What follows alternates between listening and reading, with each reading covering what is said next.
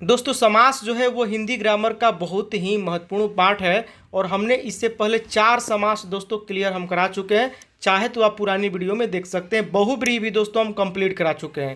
बहुब्रीहि में क्या होता है, किसी तीसरे पद की प्रधानता होती है, खासतौर से देवी देवता का नाम इसमें रहता है। देखिए गजानन अर्थात गणेश, गज के समान आनन। लंबोदर यानी लंबा हो जिसका उदर, यानी कि गणेश। अर्थात में जिसका अर्थ कोई तीसरा निकल जाता है वही होता है बहुब्रीहि। आज हम बताएंगे दोस्तों तत्पुरुष समास। इसमें क्या होता है कि कारक चिन्ह का लोप हो जाता है। कारक चिन्ह मतलब जैसे कर्ता ने, तो ये ने हो गया ना, ने का लोप हो गया।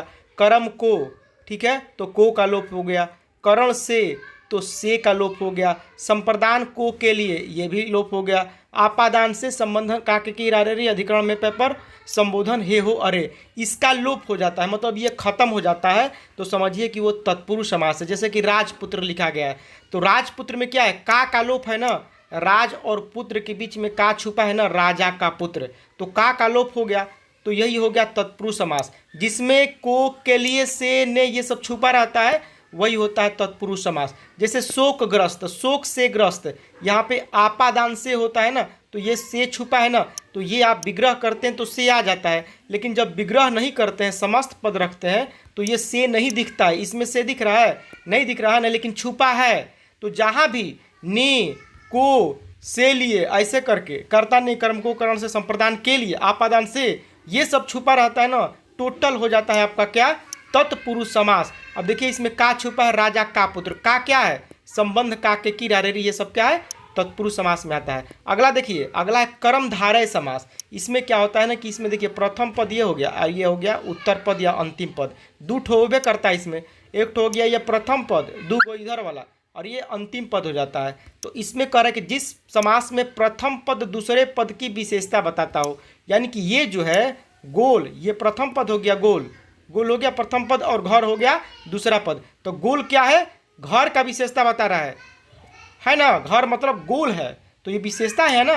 राम काला है, तो ये राम का एक तरह से विशेषता बता रहा है। उसी तरह से घर क्या है, गोल है, तो प्रथम पद दूसरे पद की विशेषता बता रहा है।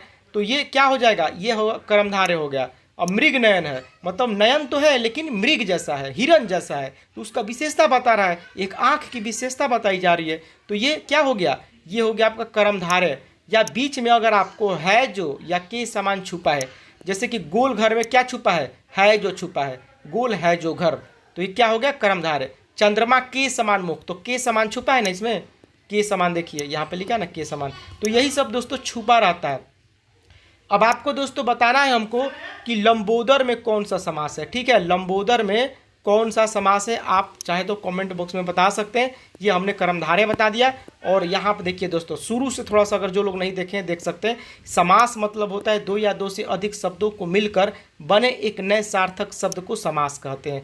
जैसे कि राजपुत्र यानी कि राजा का पुत्र। समास के 6 भेद होते हैं, द्वंद्व, द्विगु, अव्ययी भाव, बहुब्रीहि, तत्पुरुष और कर्मधारय। द्वंद्व मतलब जिसमें माइनस का चिन्ह बीच में हो, जैसे रुपया पैसा हो गया, दिन रात हो गया, इसमें माइनस का चिन्ह है ना, इसमें बीच बीच में पाप पुण्य, जीवन मरण, ये सब द्वंद्व समास है।